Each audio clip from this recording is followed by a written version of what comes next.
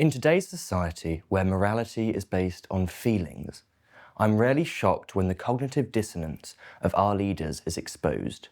Still, I was taken aback by a recent announcement by the government that they intend to amend the Employment Rights Bill to give parents the legal right to take time off work to grieve if they experience pregnancy loss at any stage.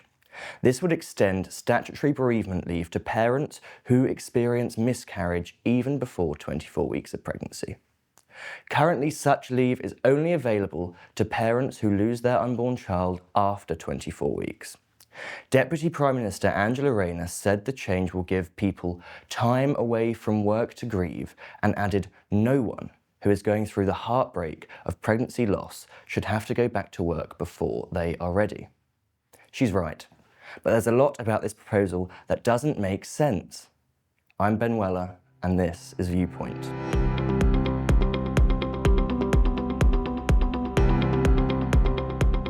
Parents can currently claim up to a fortnight's leave if they suffer pregnancy loss after 24 weeks, or if a child who is younger than 18 dies. We're glad that this proposal recognises the profound grief that women and families endure after pregnancy loss, but it's glaringly obvious that a big inconsistency with our current and pending abortion law has been thrown up.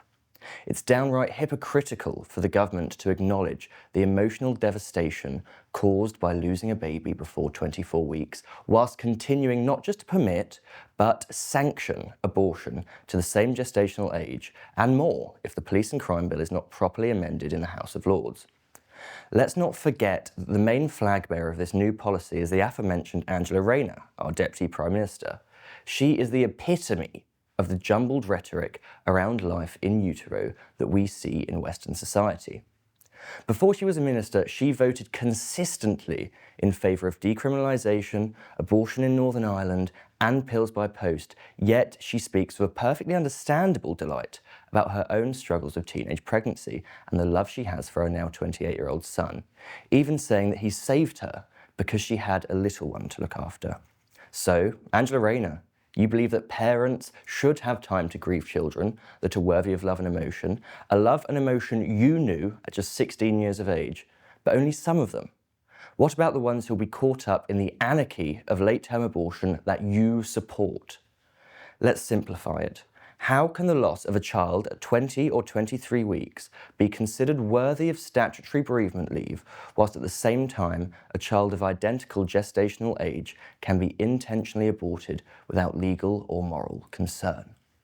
That's the philosophical incoherence. If the unborn child is acknowledged as a real and grievable loss in cases of miscarriage, somebody worthy of time off work, social support and formal recognition, then that same life must also hold intrinsic value in all circumstances, not only when loss is unintentional.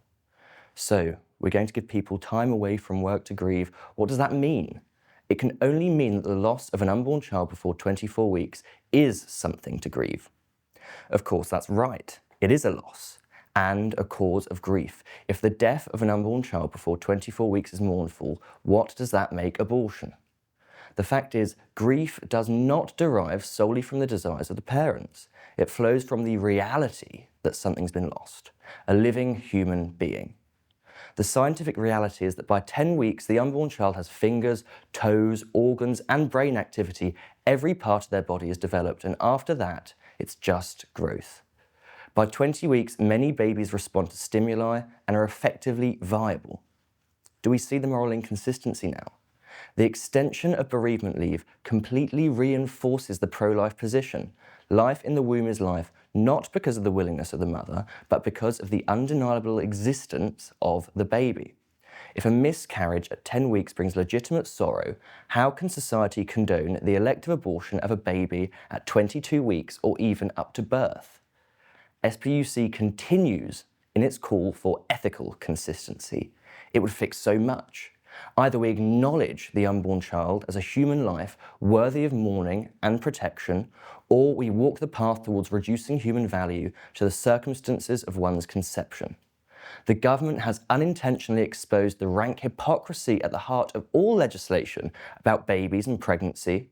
When an unborn child is wanted and lost, we mourn, but when it is unwanted and destroyed, we run into the arms of the fiction that he or she never existed. We support the government's position, so when will they start to recognise ours?